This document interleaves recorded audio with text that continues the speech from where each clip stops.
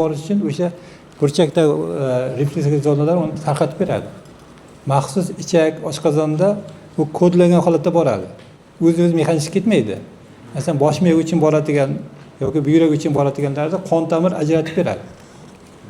O'zi uchun ketadi, alohida kodlangan. Bosh miya bilan oshqozon, ichak, jigar birgalikda olib borib o'shani jo'natadi. O'sha jarayon buzilgandan keyin qon tomirda, ya'ni refleksik zonada ruhiy quvvat o'zgargandan keyin o'sha aytgan kasallar, torayishlar, stenozlar kelib chiqaveradi. Assalomu alaykum, ustoz, yaxshimisiz? Alayhissalom. Qon tomir davleni ko'tarilganda, qon bosimi ortganda bo'lgan saharlarda ko'zning mayda tomirlari yorilish bo'ladi. Shu qayta tiklanadimi yo tiklanmaydimi? Endi organizmda shunday mukammal aytilayotganki, bizda ilgari nerv to'qimasi tiklamaydi, boshqa a'zo tiklanardi deydi. Hozir oxir ma'lumotlarda nerv to'qimasi ham tiklanish xususiyatiga ega ekan. Bu ko'zdagi qon tomirlar u aniq tiklanadi. Faqat to'g'ri muolaja qilish kerak, qaytalatmaslik kerak, oziqani yaxshilash kerak. O'sha muolaja to'g'ri bo'lsa qaytadi. Juda uzoqlashib ketgan bo'lmasa, joyi aniq qilib, qaytmas jarayon ketmagan bo'lsa tiklanadi. Vaqtida davolansa inshaalloh. O'zingizda o'sha mukammal yoki soddalashtirilgan o'sha unsurlar, mizojlar va xiltlar haqida birorta dastur kitob bormi o'sha sizlar shu shogird sifatida foydalanish uchun? Bizning kitoblarimiz ham bor, programmalarimiz bor, hatto leksiyalarimiz ham bor. Sanjar biladi, o'sha bilan gaplashib olsangiz bo'ladi. Kitoblarimiz ham bor. Mijoz to'g'risida ikkita kitobimiz chiqqan, boshqa leksiyalarimiz bor. 18 ta leksiyamiz bor, darslarimiz bor, keyin kurslarimiz ham bor. O'qiymansan, marhamat. Mizoj bo'yicha juda ham zo'r yangilik bor hozir aytilgan. Juda ham yaxshi. Hattoki kitob, qo'llanmalar juda ham yaxshi ma'lumot.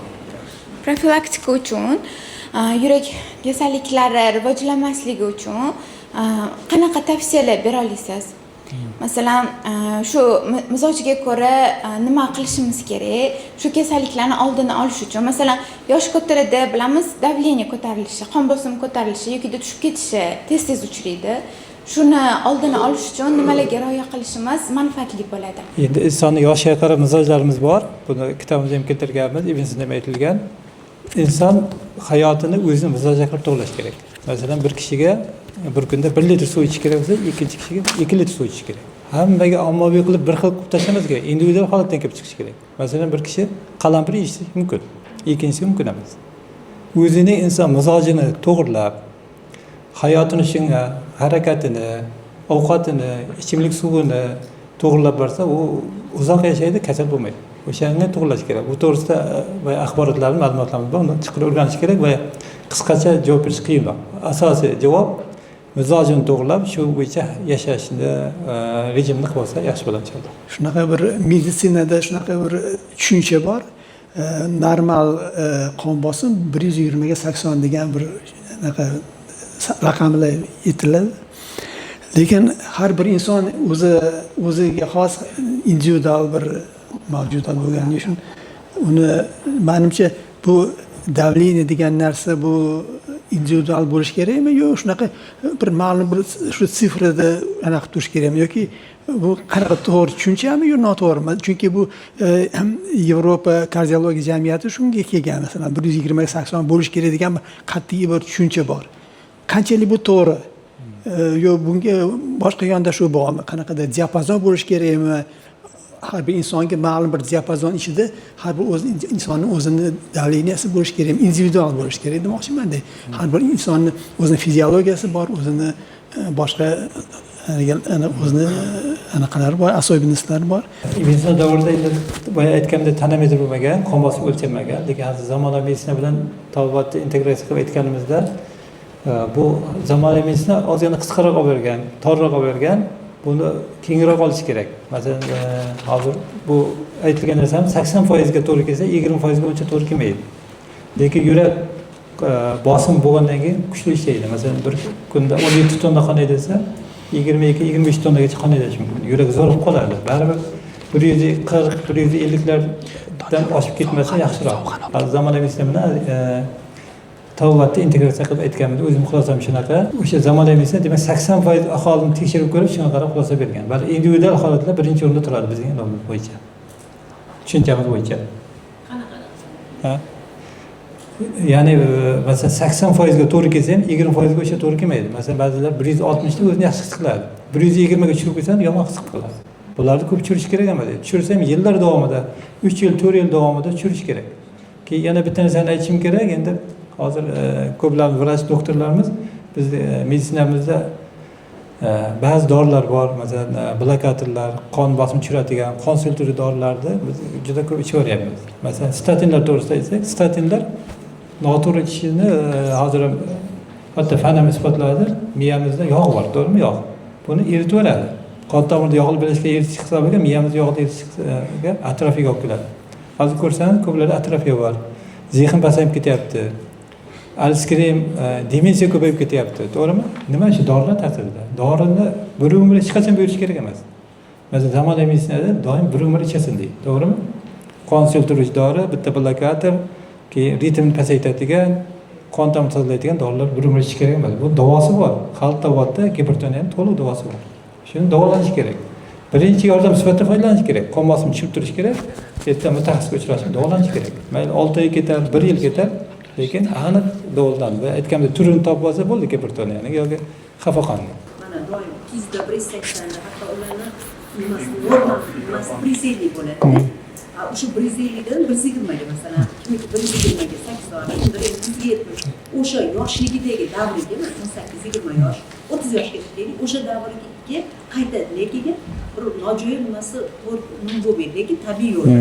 Dorilar bilan Ana shu asosiylik bilan qaytarsa yaxshi bo'ladi. Masalan, bir kunda 160 ta 120 qilib tashlasak, o'zi yomon his qilib qolish mumkin, miyada qolishi, shunaqa ishemический bo'lib qolishi mumkin. O'sha uchun vaqtlar bilan to'g'rilab borishimiz kerak. Yana bir savolimiz bor edi. Bemorlarni davolash chog'ida, umuman sog'lomlashtirish chog'ida o'sha mizojlar, unsurlarga e'tibor berayotganimizda, xiltlarga e'tibor berayotganimizda tashqi mizoj, unsurlar, xiltlarga ham e'tibor berish kerakmi? Masalan, Qoraqalpoq, Xorazm tomondagi odamlarning o'sha bemor kasal bo'lib qolgan vaqtida ularni Jizzax tomonlarga, Zomin, Baxmal taraflarga olib kelganda, ularda o'zgarish hech qanaqangi dorilar yoki giyohlar bermagan taqdirda ham shifo topib ketadi. Ikkinchisi, berilayotgan oziq-ovqatlari va berilayotgan giyohlarning mizojiga qarab ham oziq-ovqatlar mizoji, odamning mizoji, tabiatning mizoji, odamning mizoji. O'shalarni bir-biriga bog'lashtirsa yaxshiroqmi yoki bu ahamiyatsizmi? Buning ahamiyati bor. Masalan, Toshkentda bilan Surxondaryo yoki Qoraqalpoqning o'ziga yarasha klimati, o'ziga yarasha ob-havosi bor. Masalan, Termizda allergiya bo'layotgan odam Toshkentga kelsa allergiyasi yaxshi bo'lib qolishi mumkin. Yoki Toshkentda allergiyasi bor odam vodiyga borsa yaxshi bo'lib qolishi mumkin. Mizoj ham shunaqa. Ob-havo, oziq-ovqat 70% bo'lsa, 30% boshqa sabablar. Stresslar, ob-havo, klimat, tog' sharoiti o'sha ta'siri bor. O'shani e'tiborga olib davolansa, effekt yaxshiroq bo'ladi deb hisoblayman men. Shunday. Assalomu alaykum. Mana pochkasida muammosi borlar bo'ladi-ku, immuniy kista. Bu pochkada bo'lgan kista davleniyani oshiradi, oxiri gemodializga olib boradi. Gemodializga o'tirgandan keyin, ya'ni gemodializ olishni boshlagandan keyin, ya'ni xiltlarni to'g'rilasa sog'ayib ketadimi? Men qarindoshim borlar, ularni pochkasida kistasi bor, bitta pochkasi yo'q, bittasida kista bor. O'sha gemodializga yaqinlashib qolgan, davleniyasi ochishib, o'sha tupurganda, misol qon tupuradigan holatga kelgan, lekin hali gemodializga olmadi.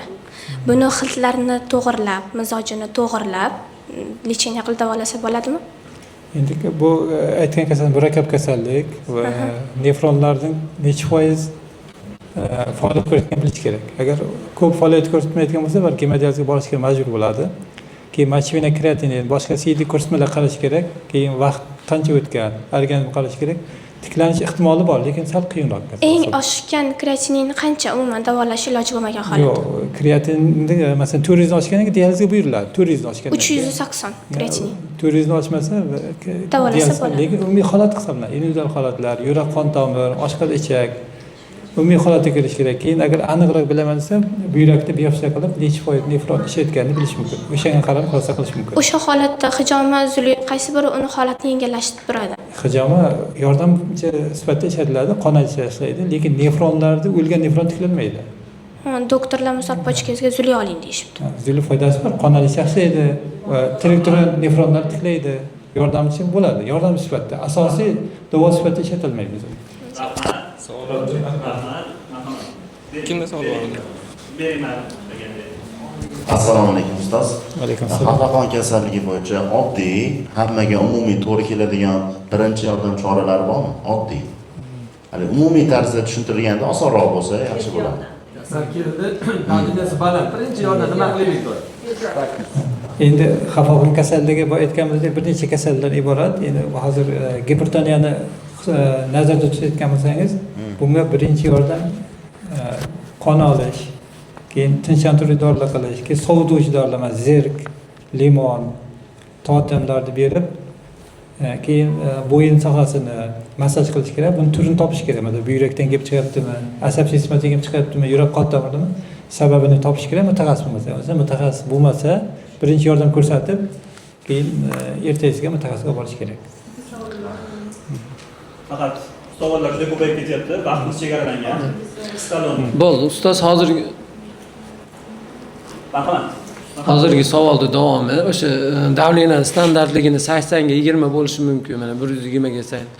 Shunda o'sha issiq mizoj, sovuq mizojiga qarab ham o'sha standartlik o'zgaradimi? Hozirgi u akamizning savolining davomi deydi. Mizojiga qarab o'zgaradi. Mizojiga qarab o'zgaradi.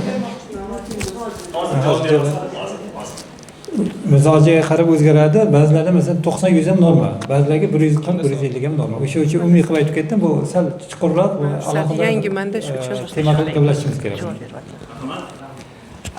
Men savol bermoqchiman, psixosomatik yo'lanish bilan davolashga qanday qaraysiz? Tabobatda qanday qaraysiz, meditsinada qanday qaraysiz? Endi psixosomatik davolash, Gippokratning bitta gapi bor, ruhini davolamay turib tanani davolamagin deymiz. İnsonda tanasi 1% bo'lsa, ruhiy holat 99% hisoblanadi. Yevropa olimlarining gapini aytyapman. Va aytganda energiya to'g'ri bo'lsa, bu inson sog'lomlashishiga yaxshi bo'ladi. Yana tavbatda ham ko'rsangiz, masalan, Xitoy meditsinasida ham yerigan, to'g'rimi? Energiya. Vyetnamnikida ham ko'pida asosiy quvvat energiya bo'ladi. Bizning zamonaviy meditsinamizda aytganimdek, asosiy daliliy va tanaga e'tibor bergan.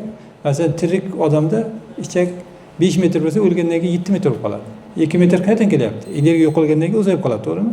Shunday biz birinchi o'rinda psixosomatik holatni e'tiborga olishimiz kerak. Rahmat. Hurmatli do'stlar, mana hozir biz yig'ilganmiz, ko'pchilik aynan tabobat va tibbiyot yo'nalishi bo'yicha mutaxassislar yig'ilgan, to'g'rimi? Yoki bemorlar ham bormi? Umuman bu sferaga umuman aloqasi yo'qlar bormi? Qo'limizni ko'taraylik. Umuman tabobat va tibbiyotga mutaxassislik bo'yicha aloqasi bo'lmagan bemor insonlar ham kelganmi, tashrif buyurganmi? Yo'q-a? Hamma mutaxassis ekan. Sizni bemor deb ayta olmaymiz. Ular olim, bioximik adashmasam, biofizik olimlar. Adham aka, familiyangiz? Fayziyev Adham aka. Rahmat tashrif buyurganingiz uchun. Xo'p, hurmatli do'stlar, keyingi savol. Aynan tabobat va tibbiyot mutaxassisligi bo'yicha ishlar kelinyapti. Lekin oramizda aynan mizojiga bog'lab bemorlarni ko'rish, tashxis qo'yish bor. Lekin oramizda o'zini mizojini bilmaydigan insonlar bor, yo'q emas, to'g'rimi? Uyat joyi yo'q, chunki o'rganish uchun kelganmiz. Kim o'zini mizojini bilmaydi?